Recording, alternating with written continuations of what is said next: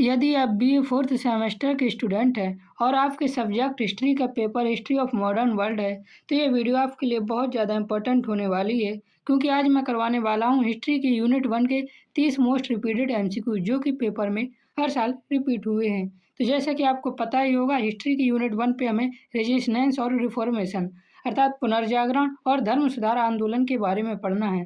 तो इससे रिलेटेड मैं 30 ऐसे MCQ लाया हूँ जो कि पेपर में बार बार पूछे जाते हैं। तो इन MCQs को मिस मत करना, वीडियो का एंड तक जरूर देखना। मैंने एक सीरीज बनाई हुई है, सारे यूनिट की मैं 30 मोस्ट रिपीटेड MCQs करवाऊंगा। तो लिंक डिस्क्रिप्शन पर मिल जाएगा प्लेलिस्ट का, आप वहां से जाकर सारे यूनिट देख सकते हैं और पेपर में 100% स्कोर कर सकते हैं। चलिए बिना देरी के शुरू करते हैं हिस्ट्री के यूनिट 1 के 30 मोस्ट रिपीटेड MCQ जो कि पेपर में हर साल आते हैं। पहला क्वेश्चन है हमारा दिया हुआ, जो कि पेपर में हर साल ही रिपीट होता है। पुनर्जागरण का अर्थ क्या है? तो इसका हमारा सही आंसर हो जाएगा, पुनर्जागरण का अर्थ है पुनर्जन्म। याद रखना, बहुत इंपॉर्टेंट क्वेश्चन है। क्वेश्चन नंबर दूसरा दिया हुआ है, पुनर्जागरण की शुरुआत किस देश से हुई थी?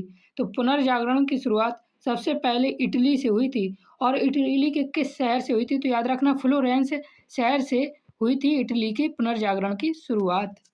क्वेश्चन नंबर तीसरा दिया हुआ है, पुनर्जागरण काल कब माना जाता है? तो इसका सही आंसर है 14वीं सदी से लेकर 16वीं सदी तक पुनर्जागरण का काल माना जाता है, जिसने मध्यकाल से आधुनिक काल में प्रवेश का मार्ग प्रशस्त किया था। क्वेश्चन नंबर 4 दिया हुआ है, इटली में पुनर्जागरण के विकास का मुख्य कारण क्या था? तो इसका सही आंसर है व्यापारिक समृद्धि। इटली भूमध्य सागर के केंद्र में स्थित था, जिससे वहां फ्लोरेंस, वेनिस और मिलान जैसे समृद्ध व्यापारिक नगरों का विकास हुआ, और यहीं से पुनर्जागरण का विकास हुआ।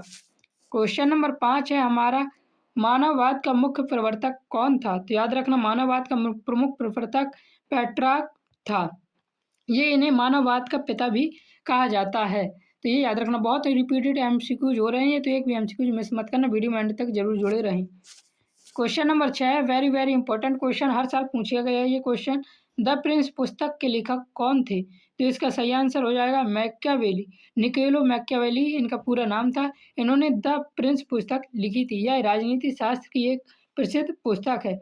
इन्होंने धर्म और नैतिकता को राजनीति से अलग करने की वकालत भी की थी। किसने? तो मैकियावेली ने। क्वेश्चन नंबर 7 दिया हुआ है, छापे खाने का आविष्कार किसने किया? तो इसका हमारा सही आंसर हो जाएगा, छापे खाने का आविष्कार गुटेनबर्ग ने किया था। और कब किया था? तो 1450 ईस्वी के आसपास, लगभग 1455 ईस्वी में किया था, याद रखना। क्वेश्चन नंबर 8 देखिए, यहाँ पूछा गया है छापे खाने का आविष्कार कब हुआ था? तो इसका सही आंसर है 1450 ईस्वी के दशक के आसपास हुआ था, और ये एग्जैक्ट याद रखना 1455 में हुआ था। क्वेश्चन नंबर 9 दिया हुआ है, पुनर्जागरण के दौरान कौन सा वर्ग उभरा था? तो इसका सही आंसर हो जाएगा व्यापारी मध्यम वर्ग। पुनर्जागरण के दौरान ये वर्ग अमीर होना शुरू हो गया था। क्वेश्चन नंबर 10 दिया हुआ है, लियोनार्डो दा विंची किस क्षेत्र से संबंधित है? वेरी वेरी इंपॉर्टेंट क्वेश्चन, छोड़ने की गलती बिल्कुल भी ना करना। तो लियोनार्डो दा विंची चित्रकला विज्ञान से संबंधित हैं। क्वेश्चन नंबर 11 दिया हुआ है, मोनालिसा चित्र किसने बनाया? ये भी बहुत इंपॉर्टेंट क्वेश्चन है, कॉम्पिटेटिव एग्जाम में भी साथ में पूछ लिया जाता है, तो याद रख लेना, आपके BA एग्जाम में तो ये काम ही आएगा। तो इसका सही आंसर है मोनालिसा दा विंची ने बनाई थी। क्वेश्चन नंबर अगला देखिए दिया हुआ है, द लास्ट सफर किसकी रचना है? बहुत इंपॉर्टेंट क्वेश्चन है। तो द लास्ट सफर भी दा विंची की रचना है।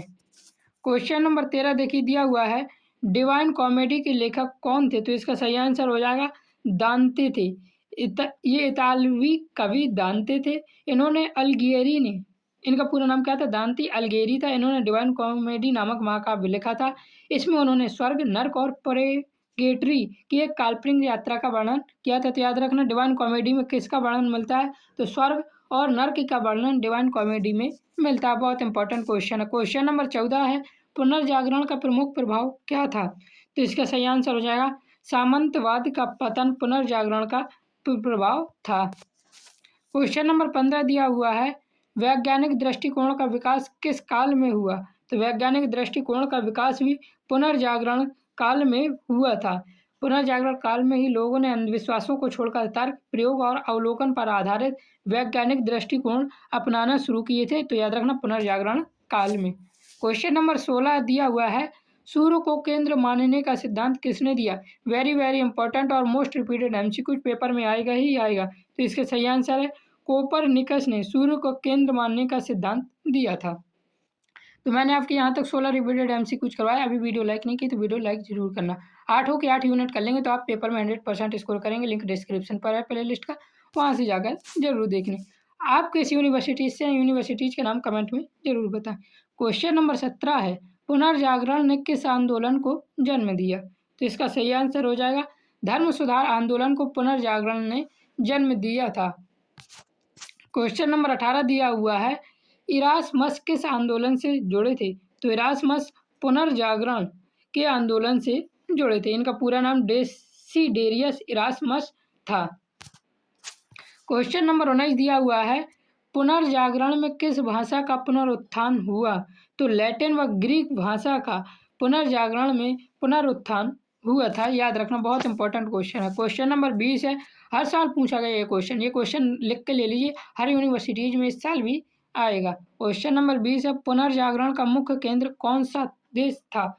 तो पुनर्जागरण का केंद्र इटली था। इटली अपनी भौगोलिक स्थिति, समृद्धि, नगरों और प्राचीन रोमन साम्राज्यों की विरासत के कारण पूरे यूरोप में पुनर्जागरण का मुख्य केंद्र बन गया था इटली। क्वेश्चन नंबर 21 है, धर्म सुधार आंदोलन की शुरुआत कब हुई थी? तो इसका सही आंसर हो जाएगा 1517 ईस्वी में मानी जाते हैं। और तभी मार्टिन लूथर ने कैथोलिक चर्च की आलोचना करते हुए अपने 95 सूत्र जारी किए थे। कब? 1517 में किए थे। क्वेश्चन नंबर 22 दिया हुआ है, मार्टिन लूथर ने जो अपने 15 सूत्र जारी किए थे वो कहाँ लगाए? तो इन्होंने विटेनबर्ग चर्च में लगाए। मार्टिन लूथर ने चर्च के भ्रष्टाचार के विरोध में अपने 95 थीसिस कहते हैं इन्हें सूत्र को जर्मनी के विटेनबर्ग कैसल के चर्च की दरवाजे पर कील ठोक कर लगाए थे। क्वेश्चन नंबर 23 दिया हुआ है, मार्टिन लूथर किस देश के थे? तो मार्टिन लूथर जर्मनी के थे। यह जर्मन भिक्षु धर्मशास्त्री और प्रोफेसर थे, याद रखना, जिन्होंने धर्म सुधार आंदोलन का नेतृत्व भी किया। तो धर्म सुधार आंदोलन का नेतृत्व मार्टिन लूथर ने किया, ये भी याद रखना। क्वेश्चन नंबर 24 दिया हुआ है, इंडलजेंस का अर्थ क्या है? तो इसका सही आंसर है पाप मुक्ति पत्र इंडलजेंस का अर्थ है। क्वेश्चन नंबर 25 दिया गया है, मार्टिन लूथर को बहिष्कृत कब किया गया? तो 1521 ईस्वी में पोप लियो दसम, याद रखना ये नाम, पोप लियो दसम ने मार्टिन लूथर को उनके विद्रोही विचारों के कारण कैथोलिक चर्च से बहिष्कृत कर दिया था। तो पोप लियो दसम था, दसन नहीं दसम था, मतलब कि 10वें पोप थे ये। इनका नाम पोप लियो दसम था। जनवरी 1521 में, कब? जनवरी 1521 में इन्होंने मार्टिन लूथर को उनके विद्रोही विचारों के कारण कैथोलिक चर्च से बहिष्कृत कर दिया था। क्वेश्चन नंबर 26 दिया हुआ है, लूथर के अनुयायी क्या कहलाए? तो इसका हमारा सही आंसर हो जाएगा लूथर के अनुयायी प्रोटेस्टेंट कहलाए, जिन ईसाइयों ने कैथोलिक चर्च और पोप की सत्ता का विरोध किया और मार्टिन लूथर तथा अन्य सुधारकों के विचारों को अपनाए वे प्रोटेस्टेंट कहलाए थे। क्वेश्चन नंबर 27 दिया हुआ है, इंग्लैंड में धर्म सुधार आंदोलन का नेतृत्व किसने किया? तो इंग्लैंड में 10 धर्म सुधार आंदोलन का नेतृत्व हेनरी 8वें ने किया था, या इनका नाम हेनरी अष्टम था। इन्होंने अपनी पत्नी से तलाक के मुद्दे पर पोप से विवाद होने के बाद स्वयं को चर्च ऑफ इंग्लैंड का प्रमुख घोषित कर दिया था, याद रखना ये बात। क्वेश्चन नंबर 28 दिया हुआ है, जेसुइट समाज की स्थापना किसने की? तो इसका सही आंसर है इग्नातियस लोयाला ने जेसुइट समाज की स्थापना की थी। क्वेश्चन नंबर 29 दिया हुआ है, काउंसिल ऑफ ट्रेंट कब हुई? तो काउंसिल ऑफ ट्रेंट 1545 से 1563 ईस्वी तक हुई थी।